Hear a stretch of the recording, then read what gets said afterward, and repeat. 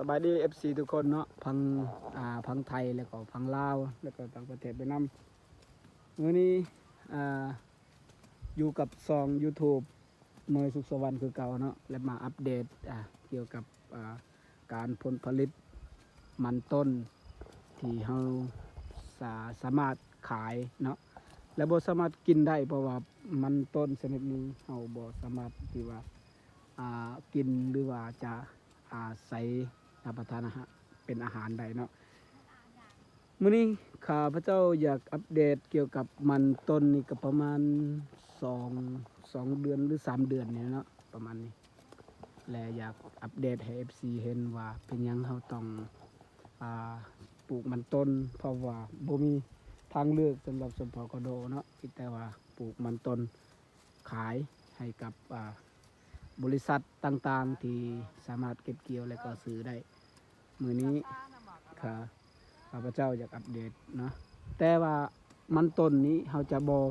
บ่สามารถปลูก2อย่างได้เนาะมันต้นนี้เราบ่สามารถปลูก2อย่างได้มีแต่เรา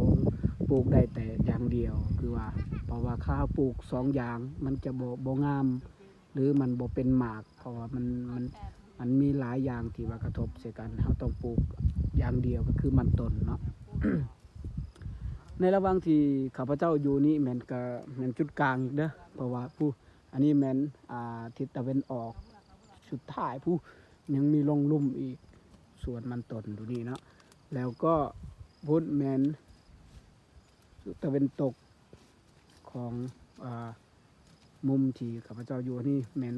ข้าพเจ้ายืนนี่แม่นอยู่ทางกลางเนาะอันนี้แม่นเผากระโดที่ว่าเสียหญ้าเนาะเสียหญ้าที่ได้อัปเดตให้ FC เห็นว่าเขาเห็นกันจังใดเขาออกแห่งงานกันจังใดสิมาเปิดแล้วมาให้ FC ได้เบิ่งว่าเฮ็ดแบบนี้เนาะเฮาบ่ได้ฉีดยาเด้อบ่ได้ฉีดยาฆ่าหญ้าหรือบ่หยังเฮาจะเสียแบบนี้เนาะเสียแบบนี้การเสียก็เฮาเอาตัวนี้เนาะเฮาเอาตัวนี้นี่เฮาเอาตัวนี้เสียเนาะเฮาบ่เอาฝาคันเอาฝาแล้วมันยากเนาะเพราะว่าหญ้ามันบางหญ้าก็ตัวน้อยบางหญ้าตัวใดก็ใหญ่นะแล้วเอาตัวนี้แล้วบ้าน FC เอิ้นหยังนี่เนาะแล้วผู้ใดฮู้แน่คอมเมนต์มาบ้าน FC เอิ้นหยังแล้วก็คอมเมนต์มาแล้วก็ต่อไปเฮาจะอัปเดตหลายอย่างที่เราจะอัปเดตให้ FC เห็นการวิธี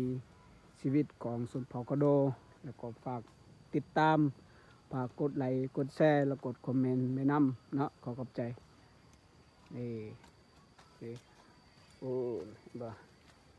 ทางพ้นแม่นสวน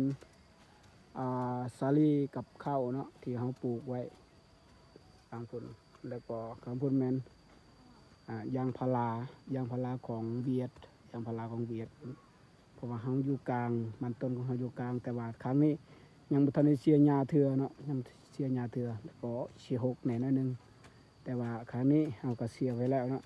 ครั้งนี้เฮาก็เริ่มแล้วนี่เริ่มเสียแล้วเริ่มเสียหญ้ามื้อนี้ก็สิแล้วแล้วครั้งนี้เนาะและต่อไปเฮาก็จะได้เสียครั้งพุ่นอีกแล้วก็บางเทื่อมื้อนี้ก็แล้วขอขอบใจฝากติดตามตอนต่อไป